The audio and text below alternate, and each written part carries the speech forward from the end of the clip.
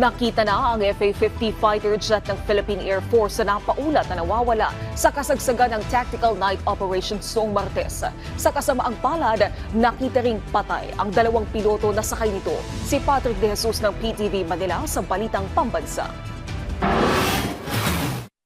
Pasado alas 10 ng umagang Miyerkules, nang matagpuan sa Mount Kalatungan, Bukidnon ang wasak na FA-50 fighter jet ng Philippine Air Force. Una itong naiulat na nawawala nitong Martes matapos na mawala ng komunikasyon sa kasagsagan ng Tactical Night Operations. Sa kasamaang palad, nakita ring patay ng search and rescue teams ang dalawang piloto na sakay nito. Sabi ng PAF, may indikasyon na hindi nakapag-eject ang mga piloto bago bumagsak ang FA-50.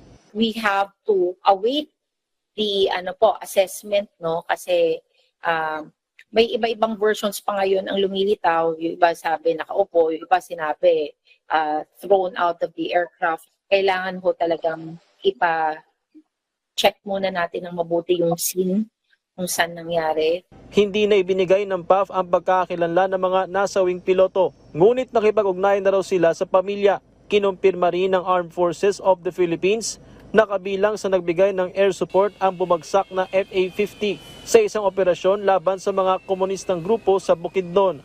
This is the AFP operations through the 403rd Infantry Brigade engaged with the New People's Army and ito sir sa barangay Ibaca, Barlasan in Bukidnon.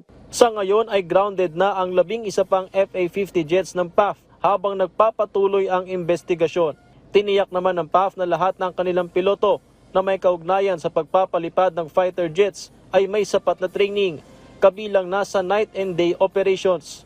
Sa ngayon ay target na maging masusi at mabilis ang investigasyon, lalo't malaki rin ang papel ng FA-50 sa external defense ng Pilipinas at pagpapatrolya sa maritime domain. We have our other fixed-wing aircraft that we can deploy to do our maritime patrol and monitoring of our territorial waters as well as our areas within the exclusive economic zone. Definitely, may effect siya, malaki yung impact kasi yung wala tayong fighter aircraft available. No?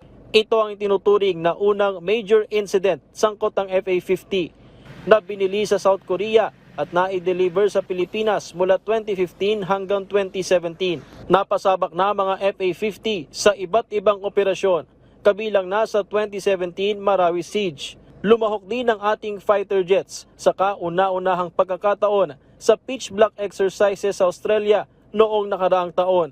At kasama sa iba pang mga pagsasanay, pinakahuli ay noong nakaraang buwan lamang sa isang bilateral exercise ng Pilipinas at France sa West Philippine Sea.